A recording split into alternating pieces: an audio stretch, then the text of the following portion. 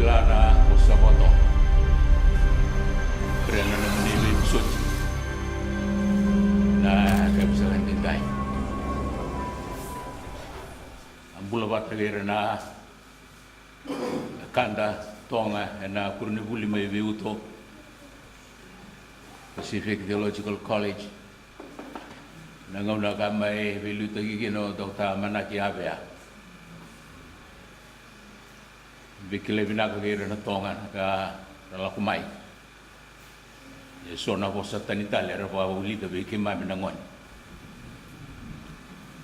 Kay kima mia rombela ni rei na ngona. May kima mia ulita na bosa botong. Ko ni na chukina na be ka sa mai boedori na bosa ni Vikindavaki sa Mandolei. Ni nakilachi ko Patile lenga,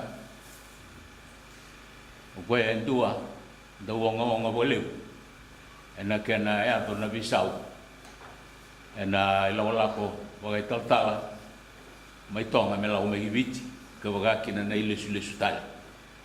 Ubia da butanga na tiki na ya, Patile lenga ukoe ka mai bosa, o kito lau kata chumai. Da wonga boleu sara, mbaleta ni ata ngai na immigration. Bera nengai toki ani kina lutu. Lebu na nona ngonga, ena baki nga sagu tingo. Kau sarachuki na nabi talanoa. Se dava, ena takava na lutu isile, membaleta na ilisi mai tonga.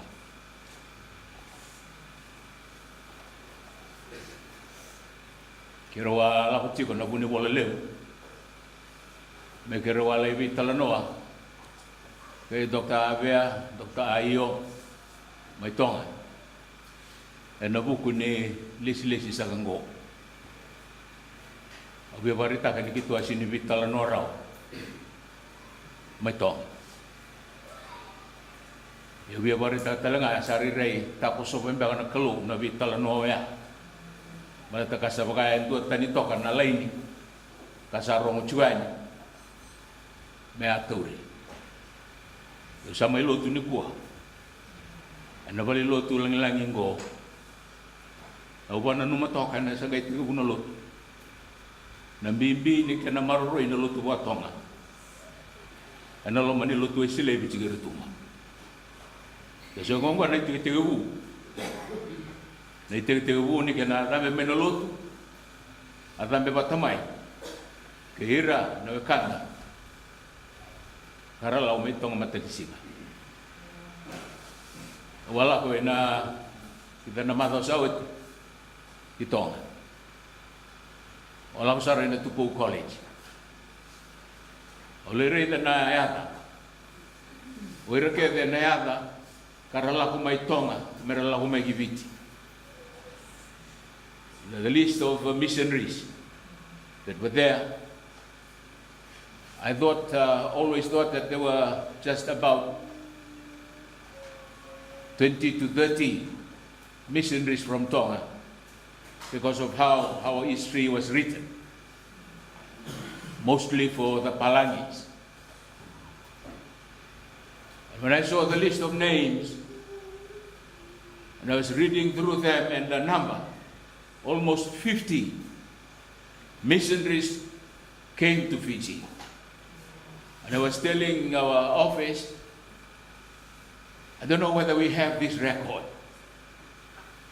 to at least honor the sacrifice that the Tongans have given to the Methodist Church in Fiji. I believe we need to do that.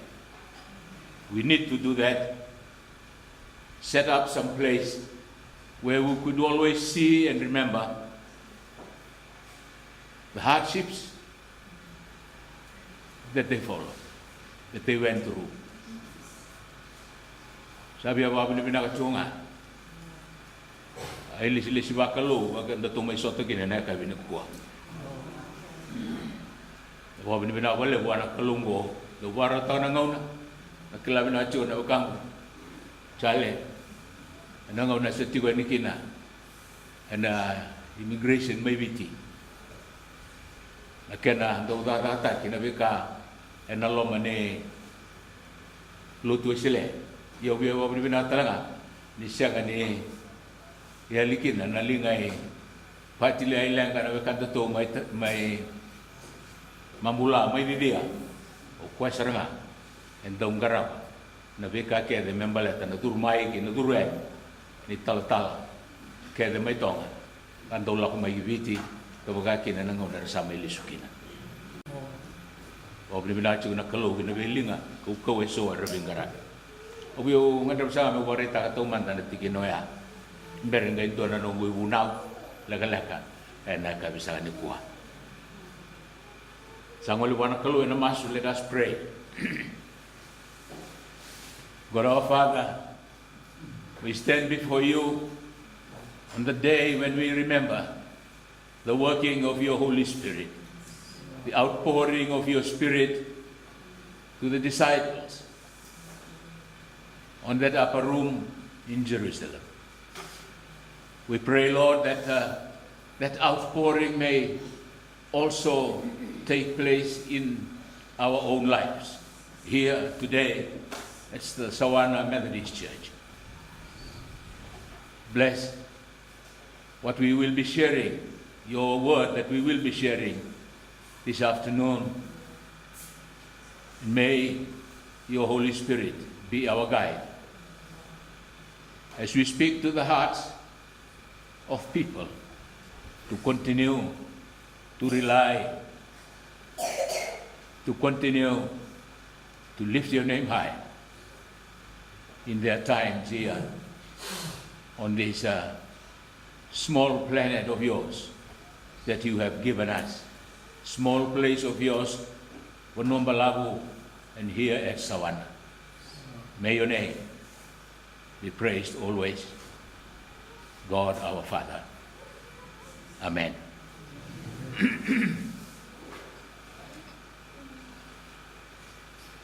Na singatambu ni Pentiko. Na singatambu and the may wana numakina na kena sobra kina alotambu. Vakasama ni alotambu esianga ni vakasama bo me angay basi ka nga na Pentiko. Na vakasama ni alotambu esa vakasama Sara may naiwala tambu makaw.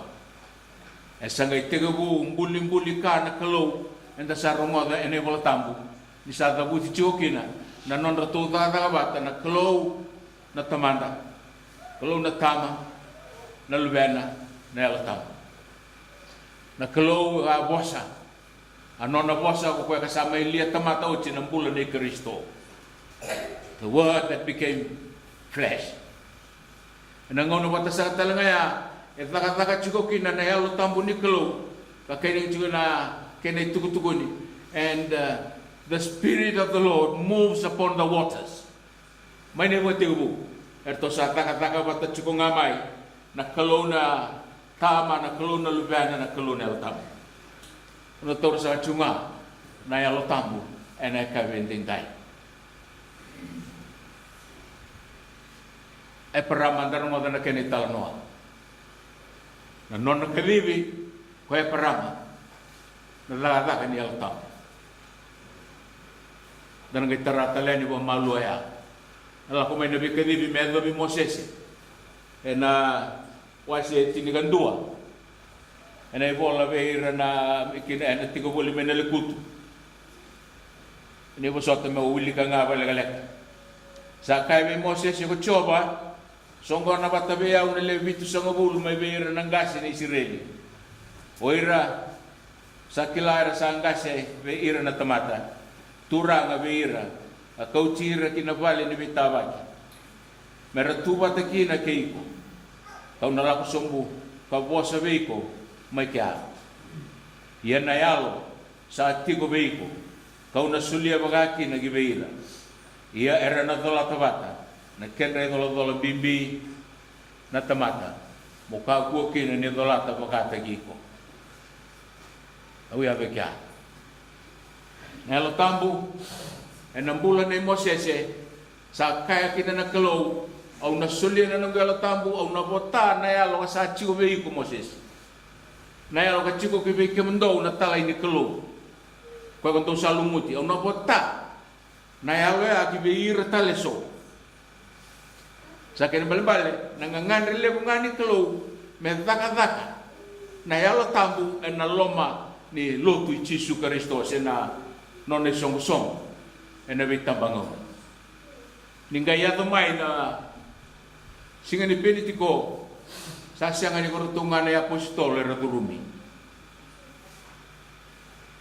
Sa ko ir ke saranga na chiko ena bonoya. Era sa turumi kara sa wasinei. Ena wasini bola batanga ko uli kango. E kena kinerawa chiko kineraw lerua rawa mani sianga ni lakorawa. Ena ilako ya. O ilitati ke metati. Rosa profesei tipo en lo mani vale wadem. Gai satu kuni ni sabaka sa komple ko Moses ni sa chiko talanga gi veira na ya lo ka chiko be Moses. Au krekenda to nangasi na tal kenda to na liu ni bengarabe na lot. Mendana kaku ni taro. Kera sa profesai na liu ni lotu. Kera sa profesai en hada ni kelo na tamanda na lube na kenelo tam lei mera profesai. Abia taro na singa ya Moses. Ala ko Joshua le tu na Moses ana baro sa profesai tuke no rongo. Sara raw na kelo ko poswa no Moses sa poswa na kelo. Se tava e poka do regina. Sanga itu na me na kelo na longu e longunga. Au lewa na longu na alo tambu. E no na ngana kelo. Siang ni na buat tahu tak kita siang ni na may lewa na tamat. Awo ni binacu kena, anda kami ni kuah, anda may cikgu anda dua na benua, kai wata kila ni alo kadru mira, ni lawa kalau tahu tahu cikgu medan. Rambi tamai na non benua, karena aku mai mera mai kaulut ibiti. Anda biasa ibiti. Enda la kwani kina sa kotu mai kina na talano ani non raduru mai ni wirna kanta na tonga karali umeke ena daga ni kulut sini lebu beira tal lebu beira wir saranga na lebu ngani lot retama ka bombau ngole batu na mata ni kuah onda bubale lebu na tamata bombau ta bubale ni tamata bombau tonggo sasya nga wala nga ni o kwe ba kola chigo ba igitungo siya anda sawi ligi kesa saranga kina ko kenda na santa ba bau chi Kristo anda sa taura menon nataka sa mengarabi kenda o chigina na kalo yan ang bulan ni Kristo ya nelo tambo sambuli kenda chigo mengarawa ninda boleh talanga enobukuna o chisu enanona batabu líder to chico na tisebeli e batabu líder to chico na tisebeli merato na rawa ni na bauta ni na bagadora na klo na ka esenga nindaw namaki boroya chico na klo endo ne yalo ene pola tambu bo verato na nona lewe ni baba koso si oroto na nona ngoni buli merato namaka naka esenga nindaw namat nindang garawa chuko na kalunggo expect the unexpected when you have this God the Son and the Holy Spirit, especially the Holy Spirit, expect the unexpected namaka naka esenga nindaw namat panalang kalebu ni Lot tunang ano ko sa wakai pakamuriat juga na bura-bura nimbula kwa kasanda tukin ni kwa ni nabia nakaban na non bisinisyo CJ Patel siya RB Patel nandun na banua minal nakabagin na may suba si may lautoka si may bay nandaw nakaman dahil na ako nakakapato kay ito na market research. Nandaw lang may rapantik kaya, bibita sa nga mulso na baki ng nandaw talaga. rawan dikia sarang gai dong bita boy tik ya sona kamera maro roya menarau dir na taka kina nakaw ko ka sarawan dikia ba. We start with market research when we want to build a business. We build working parties. We set out a budget in the hope that what we are doing will be okay. That is the world that we are in. Nandrendre ang awya to ko na chungo na lotu. Sabo kay mga tali chungaya nanona imoy. Sabo kay nakawat ko nakakasanganin na anuita ka ko nakalule bukan no nakakadenga. Okay ko expect the unexpected. Ni ko ba kaluchi ko kinakalule mong ko job. Ko biti kira kay walang awir karala ko may bibolo tu taki garasin rawata. Rawatan na bibolo tu taki ko biti balatan ni radur may kina tonga toki. Ibici, nak ibici. Urea karena kawan nabi bolu tu tadi. Alutukin na newa, alutukin na nabi kakek. Ena non rata kata kau irungu. Ya sabo serangan ni bal ni lutu karena saya cuci ibici mu. Watong. Lalu tu sila nangongo mau dapat tengah bara rampai itu nak kaya kata cinggo. Nanon na marur na wis songko se mata. Lotu ka dotani na kena bosa. Wira na Rambi, wira na India, wira na bosa mapapalangi. Ka tiki-tiko ni okanggo ka na lotu botonga. Isa mana? Asarong chumay nando na may bagasa sa dabuta chiko. Pagay may sakapu nila kumain tal may tonga. Ni buso chiao, uso na dabuta sa chungawan doon na kaya utso na lumani bibusay.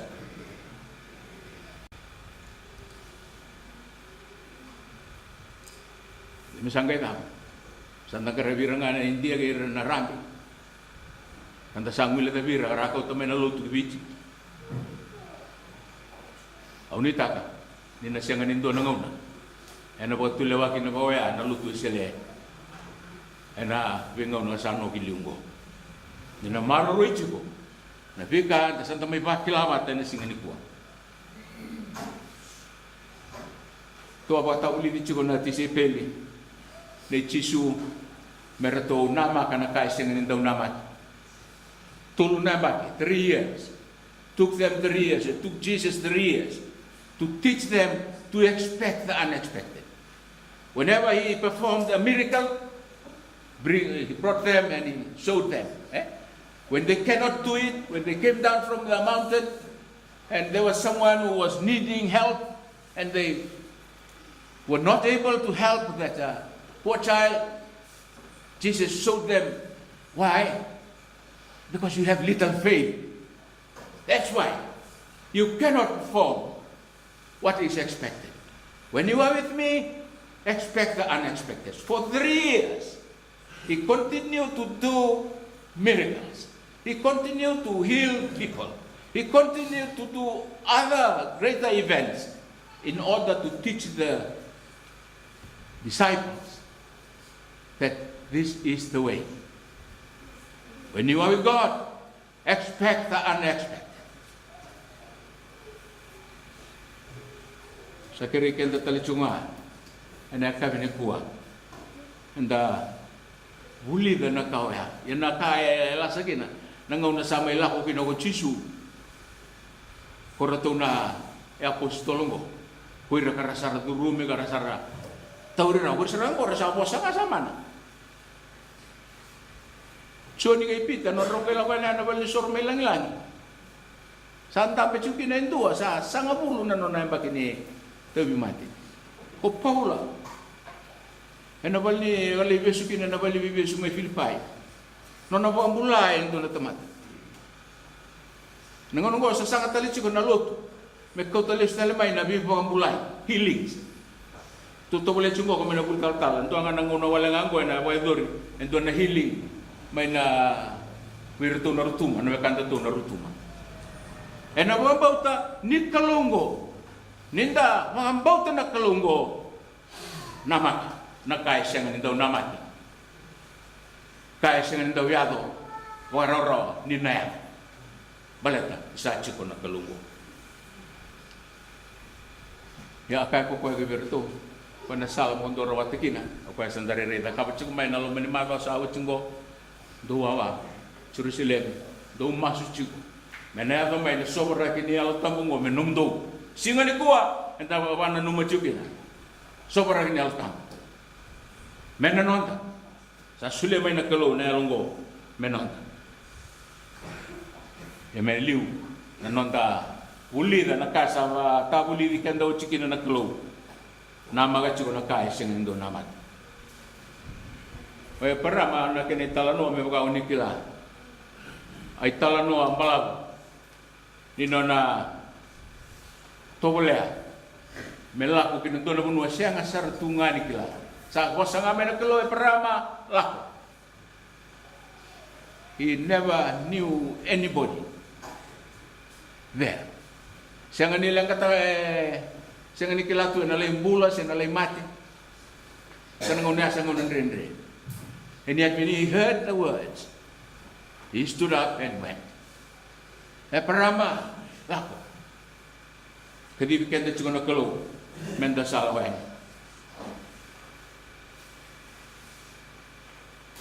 Ando o bina kana be kaya ba chuko na ka bina kuwa. Sona wal ni lotu bagai tu ki. Menda anda warorong to kana kadi bat. Be ka sa kai so me kadi bat. Sarna tu da kena tuirara sarana kadi bat. Nag-iwakarau ni kaya nagkalibat. Wala nga ni baka chiko ito na tugu ni mati. Kung nakaya chiko. There's no life. Kaya mo itong nawa ito iraray. Baka isyo ito ni Wambo. Na madalomay. Sa nabadilaw taligin ng go. Sa nabadilaw taligin na yan. There's no life. Although polirit chiko so na ito iraram. Ito na ito iraram. Ito yung binak. Ito bakang pulang-pulang tagaway. Ba't ako rin nakalibat. May nakaka. Ay natalaga ni kalo, ay nalaman ni mata mengo. Akhirnya tatakan tu tak kapat cukup ni akai mendangango, kalau kau reda raw, wana nanuli susar, kina lotu, ena nonta koro, ena nguna kakima misal gay kalalay kinong. Wasar tunganggo na kena reda, na kena bulan, kena binakan.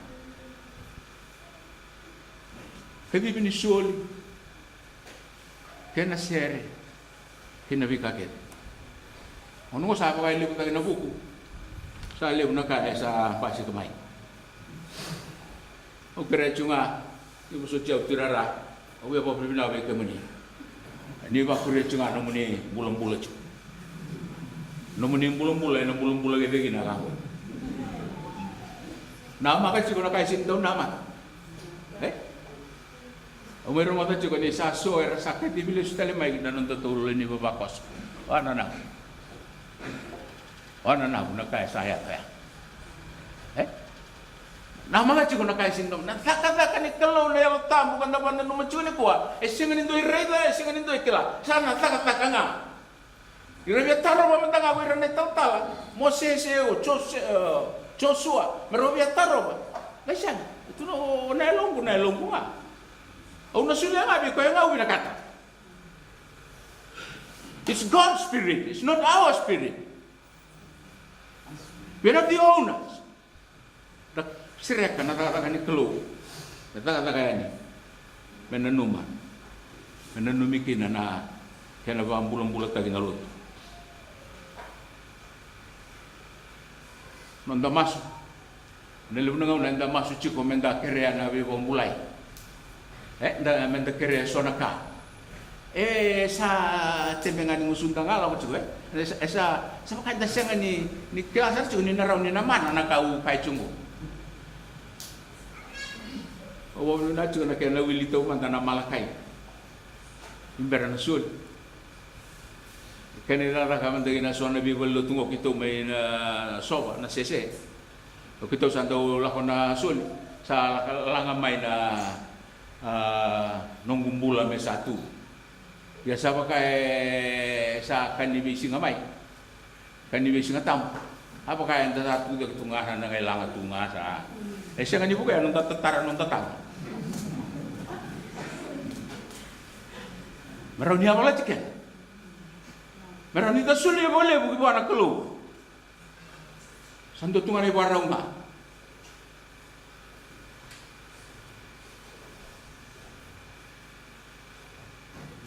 klani sangani na Ren-ren akan kau udah tunggu.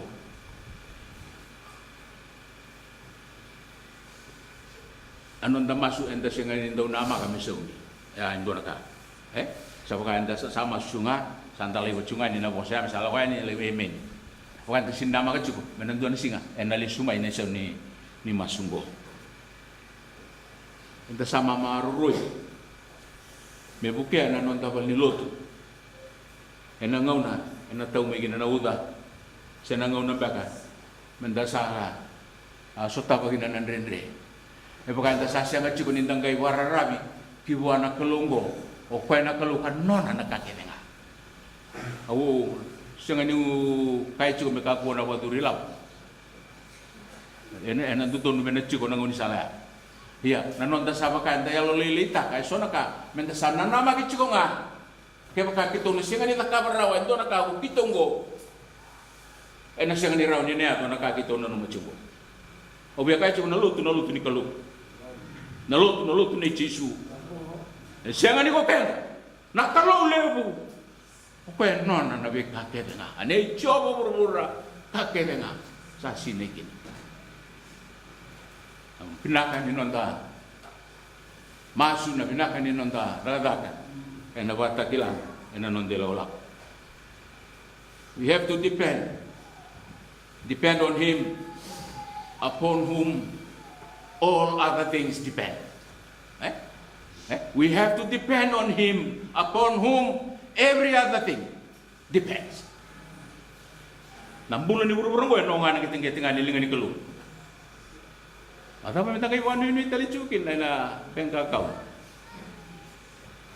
Mita ka nga na Kalug. Kaya saling marorera, wala na nung tantaw niyaw.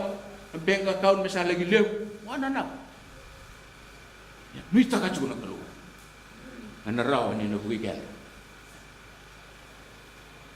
And always learn to be surprised by the Holy Spirit. Always learn to be surprised by the Holy Spirit. Ano kaya kataw ni the chiko? O Jisu berito na nung natisipin. E nangaw na ninon ratumbula. Wataw ni darto chiko. Be surprised by the Holy Spirit. Be surprised by your God.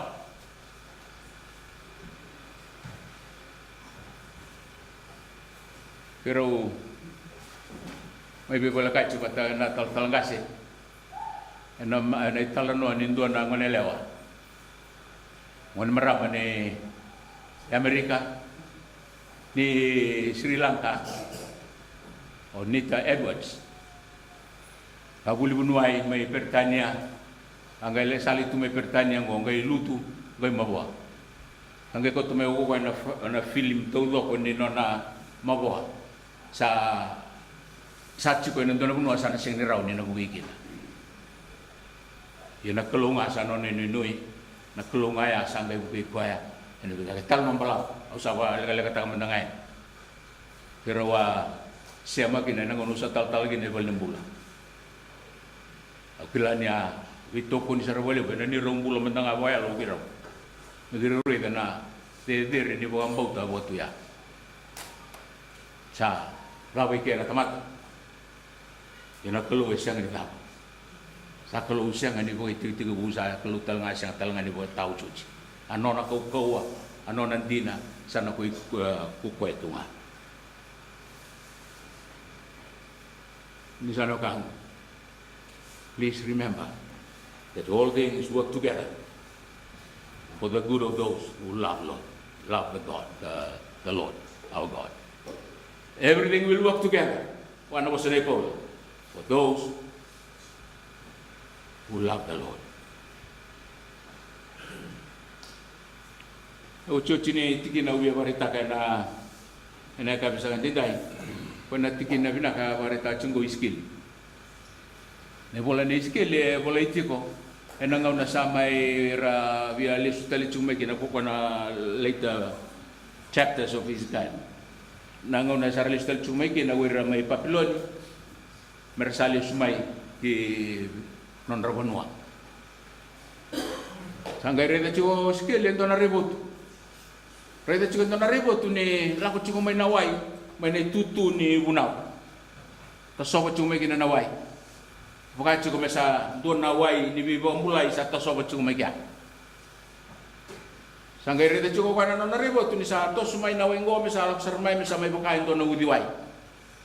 Apakah itu nak udah sanggai kaya cukup main na huasa senandomo ponga cuma miskel skeli tapi nanti ada lagi rulau kata cukup me baru taki na benuela kom 5,50 donan rau na kubik meter biar rota tomba na 5,50 na meter ke weekend tadi na travelir na kena dabu ci baka ciu inangonya me biar itu toh 5,50 mita. Baru tak kena wai. Laku kia, biskil. Laku kia lari teman. Laku biskil sanggai taruh cuma nendom. Saya tahu. Saya tu ibu, nawai. Saya tu nunggu guru lasau. Memang besari rambo. Saya tu kena nawai. Kena. Tos tali mentali balik lagi. Baru tak tali 5,50 tali na mita. Kadi biskil tali, laku tali skeli, lai tu mereka. Anggai tarungin u skeli. Saya tu ibu nawai. Saya tu inturumbu. Tos tali. Saya tu ibu nawai. Saya tu tulung. Tos tali. Saya tu ibu nawai skeli. Au sa siang itu tagaraw. Sa kau ciau nganggo ka. Nakui ni udiwai. Saure kana kau biya bosu cuki na be. Nanon relaw na Israeli. Menatege bungo ka kalawani. Kaya ka era na bara rabi chiko nga kinanon ranggurla sawa nanon rakau kuwa nga watamata. Na siya nga dir na toso giliw. Elim na nga nagam ni sana kang. Ninda saraw to ninda sa tu nanon ranggurla sawa namata sawa mo. Totoo nang gurla sa oken tanda si didinga. Natala-tala ni lotu chisu entara sarawangani na kauta chuko nga oken. Bukai biya kai chuka ni ko chisu ke skeli toso talimanda. Ya do nan durun da sarawanga. Sarawangani tata kan lotu mo. Tinangan sana pere bolili na non bibi. Ya saraw cuma menda kanta ilomani sawan. Meto misalnya tu tolong, meto banga, ni salah lagi diri. Saya ni umbai to sorot talo mo mata sa usaha lihat. Panggon, wong biar poso cuci ni bet. Biar poso cuci orang kalau skeli, na nonglo tu, mena diri nga, mena kuita nga ni na yalo nga ni kalau. Na yalo tanggung nga ni kalau, meto sukin na nonglo. Not on your own strength. Misalnya kamu gaya tahu cik orang singa tamu, ini sobra gini altam. Orang tahu na, enggak sini lot, berarti kebuta kan nengau naya. Endara itu, nandren ni kaya restau. Ada bawa mati, bertuni apostol, liu dah kena wan retu, ulun retu sombu, pakocing nak kau beltai. Wira enggak sini lot tu, wakamai na wano retu kina sarang gelibes tu sarang wakamai, sormai. Bisa utakan nunggu puasa. Takut ni bawa ti cisu. Walau 50 yang bagi, nunggu kilana turang mo. Sebenarnya bang Antuan indo na ngauna. Meta kita keu kil, mungkin meta kita kan Antuan na minitingo no. Ban the fire. Akuasa ciko. Wira, sara andre betunga masa, kui ngaya ni nambula. Enak kala ngaya ni kolonial kampung. Meroni tosuki na nalu ti cisu. Sanung ko ba mamas? Luto ba tonga? Kakilay kina na luto mo. Luto inwita ka ba ulit na tampo. 1834 may tonga. 1834. Nikilani ang dua na sobra kini alo tampo kaya ko may tonga. 1834. Bera ninggal ako may na 1835. Meron sanggay toso may kina. Kuira na kauluto may ibici. Ya pala cira na kaya kilas nandrendre. Ura nonton kasih liu tahun tua merah riri bulu-bulu tongona. Sarang malaikat sarang apa mati ya.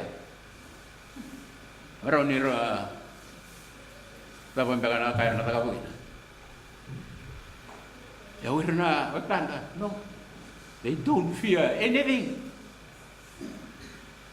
Pada saran ronrong anak, lo ni alat tampungan na marurira. Ni sana kan, usanita. Betini cukin na ibu nunggu na matang ni kuat. Na lotu, mesawan, mesano nangan eltam. Na toso na lotu ngo, na kawangan ni eltam. Dalam ko nga, nilawala ko. Siya nga, ninda, warorong uci ko kinabika rawatan na tamata. Kinabika nga rawatan na kulo. Unexpected, namak, nakay, siya nga nindaw namak. Ni ko ba kaluci ko kiwa na kalungko. Santo ng Damasco, nawali ko ng kalungko. Kung isawa sa uci beke mami, yan na bitambang na. Kimem sama ibu lele walisar. Lomani bapa ko sungguh. Tinanira sa tosuyan nga biasa ibiche so.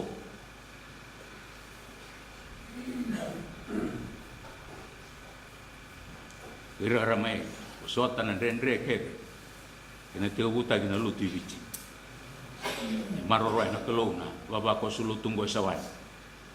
Wabuli di kimami, uli delis telemanda na kinabosa. E nabuti niya nga kina ni mamimbula.